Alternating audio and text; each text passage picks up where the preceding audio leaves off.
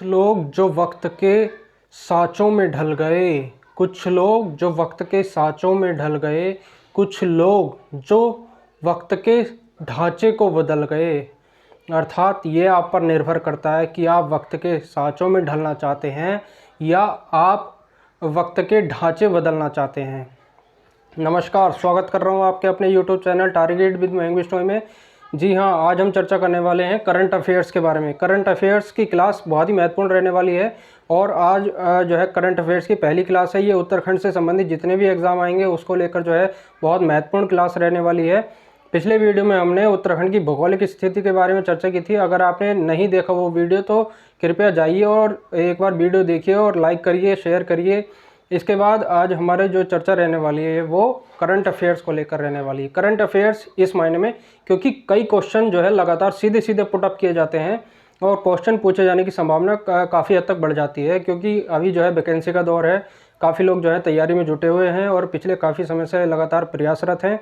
तो आज का जो हमारा वीडियो रहने वाला है वो करंट अफेयर्स का पहला वीडियो रहेगा और आज से ही करंट अफेयर्स की रोज़ लगातार क्लासें आती रहेंगी। ठीक है, तो अभी हम शुरू करने वाले हैं करंट अफेयर्स की क्लास। ठीक है, इसमें जो है महत्वपूर्ण तथ्यों के बारे में जो है बात करेंगे। उत्तराखंड से संबंधित जो है कुछ महत्वपूर्ण तथ्य हैं और कौन से सूचकांक जारी किया गया है, किसके द्वारा जो उत्तराखंड को कौन सा स्थान मिला है, उसके बारे में हम चर्चा करने वाले हैं। तो सीधे जुड़ते हैं उत्तराखंड के करंट अफेयर्स से। तो सबसे पहले हम तथ्य देखते हैं। पहला तो यहाँ अगर हम देखें तो जैसा कि आपको पता है नीति आयोग हर वर्ष जो है प्रतिवर्ष एक सूचकांक जारी करता है और उसमें राज्यों को रैंकिंग प्रदान की जाती है। राज्यों को रैंकिंग प्रदान करने से तात्पर्य यह है कि इसमें जैसे ये निर्यात तैयारी सूचकांक, यानी कि जो एक्सपोर्ट वाला मामला है, यानी कि राज्य से जो एक्सपोर्ट किया जाता है, उत्पाद का एक्सपोर्ट किया जाता है, तो हर राज्य को एक रैंकिंग प्रदान की जाती है। राज्य को रैंकिंग प्रदान तो की जाती है, लेकिन जो है उसमें क्या कुछ सुधार भी होता है, तो उसको लेकर एक रिपोर्ट जारी की गई है हाल ही में नीति आयोग द्वारा। तो उसमें जो है 2022 की रिपोर्ट है। तो उसमें हिमालयी राज्यों में उत्तराखंड को जो स्थान मिला है वो है आपका पहला स्थान। ठीक है, पहला स्थान यहाँ पर इम्पोर्टेंट हो जाता है, यानी कि उत्तराखंड का हिमालयी राज्यों में। आपको पता है कि उत्तराखंड हिमालय की जो है गोद में बसा हुआ राज्य है और जो है प्राकृतिक सौंदर्य का भरपूर जो है यहाँ देखने को मिलता है, सौंदर्य देखने को मिलता है। तो यहाँ पर हिमालयी राज्यों में जो है पहला स्थान प्राप्त किया है उत्तराखंड ने। ठीक है, देश में कौन सा स्थान प्राप्त किया है, तो देश में स्थान प्राप्त किया है 9वां। ठीक है, तो 2022 में जो है 9वां स्थान प्राप्त किया है। ठीक है, तो जो है उत्तराखंड ने जो है लगातार इसमें सुधार किया है, देश में 9वां स्थान प्राप्त कर। इससे पहले आपको बता दें 2021 का एक सूचकांक जारी किया गया था, उसमें जो है राज्य की रैंकिंग जो है उतनी जो है इम्प्रूव नहीं हुआ था। तो अभी क्या है उत्तराखंड ने इसमें इम्प्रूवमेंट किया है, तो राज्यों को रैंकिंग पूरे देश में जो है 9वें स्थान पर प्राप्त हुआ है।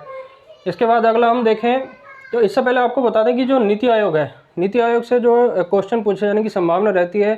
पिछले कई एग्जाम में क्वेश्चन पूछा गया है और अभी जो है इसकी प्रवृत्ति ऐसी जो है बदली है, क्वेश्चन जो है लगातार इससे पूछे जा रहे हैं। तो नीति आयोग के यहाँ उपाध्यक्ष के रूप में अगर हम देखें तो सुमन बेरी, तथ्य नोट कर लीजिए, सुमन बेरी हैं वो जो है नीति आयोग के उपाध्यक्ष।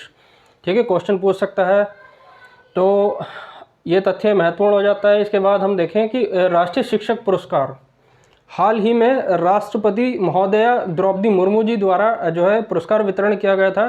तो यहाँ पर राष्ट्रीय शिक्षक पुरस्कार, ठीक है, किसको दिया गया है, ये है दौलत सिंह गोसाई।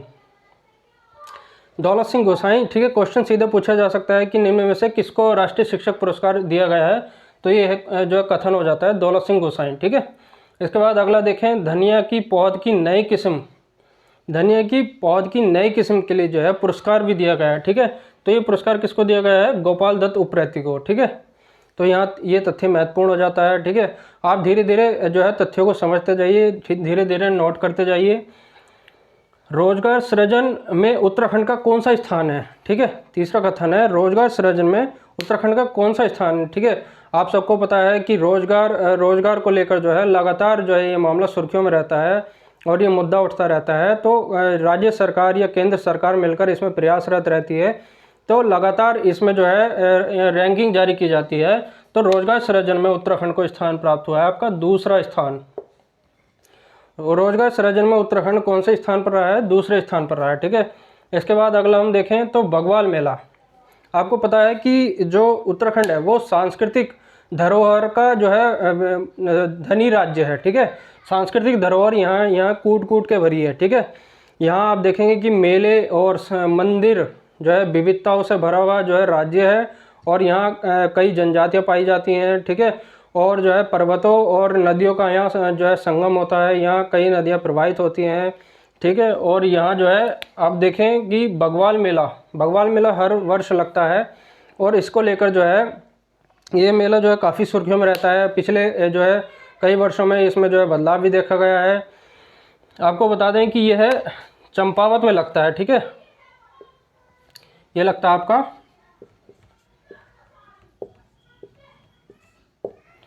चंपावत में लगता है। आषाढ़ पोती का रक्षाबंधन के दिन ये मेला लगता है। तो हाल ही में ये मेला संपन्न किया गया था। जो हमारे जो राज्य के मुख्यमंत्री, माननीय मुख्यमंत्री जी हैं, उन्होंने भी वहाँ जो है मेले में जो है प्रतिभाग किया था। तो बग्वाल मेला कहाँ लगता है? चंपावत में लगता है, ठीक है। चंपावत के माँ वराही देवी मंदिर, ठीक है। यहाँ तथ्य महत्वपूर्ण हो जाता है।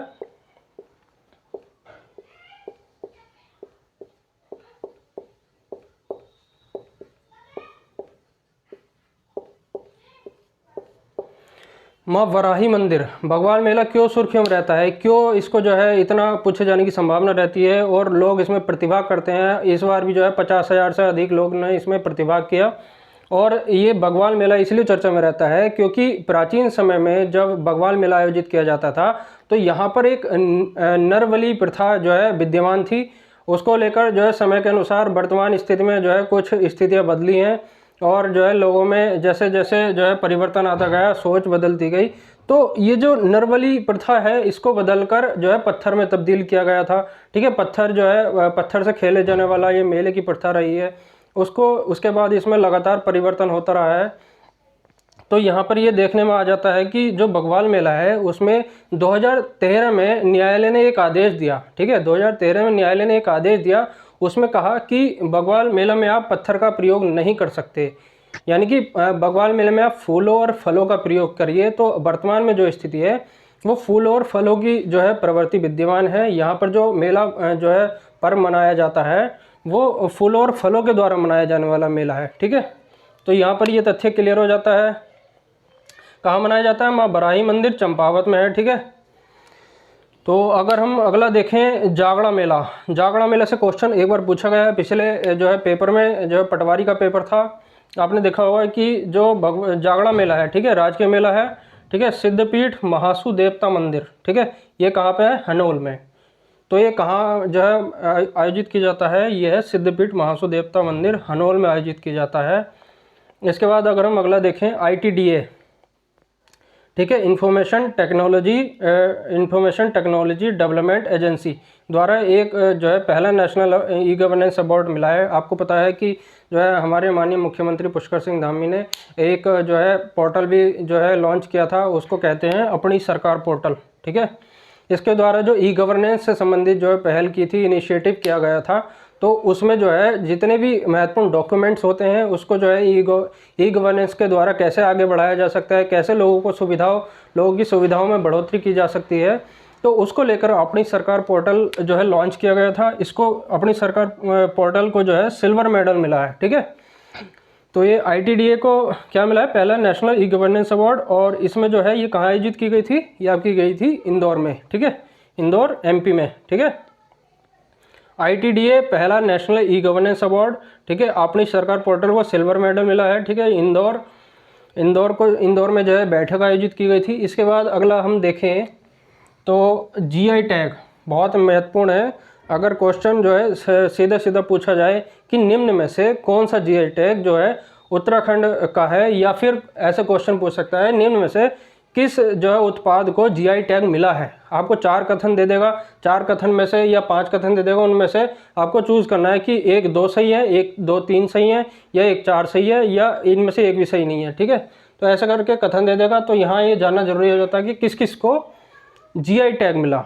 GI टैग मिलना जो है बहुत महत्वपूर्ण है। ये इससे क्या होता है कि एक्सपोर्ट बढ़ता है, या राज्य का जो है इनकम बढ़ती है, प्रति व्यक्ति आय बढ़ती है, तो राज्य का जो है उत्पाद में विकास होता है। यहाँ देखें हम तेजपात का पत्ता, ठीक है, पत्ता नहीं कह सकते हम, तेजपात, ठीक है, तेजपात जो है एक शब्द है, यानी कि आपको बस यह ध्यान रखना है किसको मिला है जीआई टैग, तेजपात को मिला है, ठीक है। बासमती चावल, बासमती चावल को जीआई टैग मिला है। इसके बाद हम देखें भोटिया दन, ठीक है, भोटिया दन को जीआई टैग मिला है। इसके बाद ये भी एक उत्पाद है। इसके बाद देखें तो एपण कला, ठीक है, एपण कला को क्या है, एपण कला को जीआई टैग मिला है। इसके बाद है च्योरा ऑयल, च्योरा ऑयल को क्या है जीआई टैग मिला है।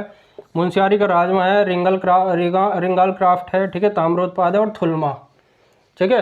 कितने हो गए, 1 2 3 4 5 6 7 8 9 जो उत्पाद हैं उनको जीआई टैग मिला है। आपको ध्यान कर लेना कौन कौन से हैं, तेजपात, बासमती चावल, भोटिया दन, एपण कला, च्योरा ऑयल, मुंशियारी की राजमा, और जो है रिंगाल क्राफ्ट, ताम्रोत्पाद और थुलमा, ठीक है।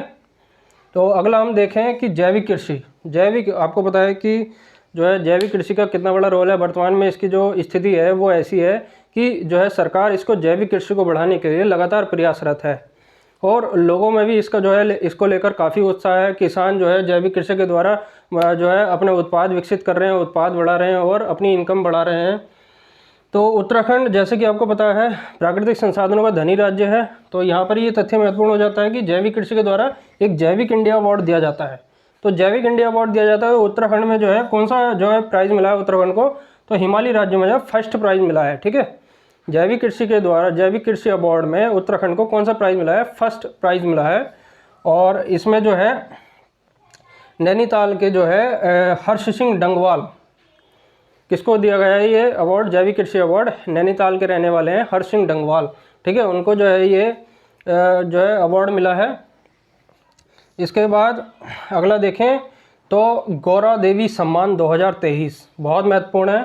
क्वेश्चन सीधे पूछे जाने की संभावना रहती है, डबल स्टार लगा सकते हैं हम, क्वेश्चन बन सकता है, ठीक है। गौरा देवी सम्मान 2023 किसको दिया गया है, ठीक है, दो पर्सन है, ठीक है, 2 पर्सन को जो है ये पुरस्कार, ये सम्मान दिया गया है।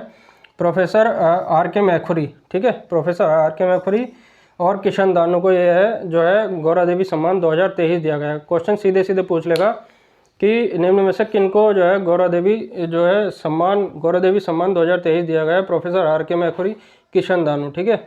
इसके बाद अगला हम देखें तो चेपड़ो शहीद मेला, चेपड़ो शहीद मेला कहाँ लगता है, ये थराली चमोली में लगता है, थराली चमोली में चेपड़ो शहीद मेला लगता है। और ये जो है राजकीय मेला घोषित किया गया है, राजकीय मेला घोषित किया गया है चेपड़ो शहीद मेला, चेपड़ो शहीद मेला थराली में लगता है ये, और ये राजकीय जो है घोषित किया गया है, ठीक है। तो यहाँ हमने देखा कि किस प्रकार जो है करंट अफेयर्स आपके लिए महत्वपूर्ण है, जो इम्पोर्टेंट फैक्ट हैं आपको उसको नोट कर सकते हैं, सुन सकते हैं। केवल चीज़ें सुनने से भी आप जो है अपने एग्ज़ाम में दिमाग क्लिक करता है, उसको राइट कर सकते हैं, ठीक है। तो आप सुन सकते हैं, इसको वीडियो को जो है बार बार देख सकते हैं, तो उससे क्या होगा आपका कॉन्सेप्ट एकदम क्लियर हो जाएगा। आप चीज़ें बार बार सुन लेंगे तो आपको चीज़ें याद रहेंगी, ठीक है। तो यहाँ हम 11 तथ्य हमने देख लिए, इनमें से जो है इम्पोर्टेंट है, वहाँ से क्वेश्चन पूछे जाने की संभावना रहती है, ठीक है। तो ऐसे ही वीडियो हम लगातार आगे भी बनाते रहेंगे। आप जो है सब्सक्राइब कर लीजिए चैनल को, पहली बार हैं तो आपके लिए इंपॉर्टेंट रहने वाली है आने वाली वीडियो, और इसको लाइक करिए, जो शेयर करिए, लगातार हमसे जुड़े रहिए और अपने आसपास सफाई रखिए, अपनी तैयारी को धार देते रहिए। नमस्कार, धन्यवाद।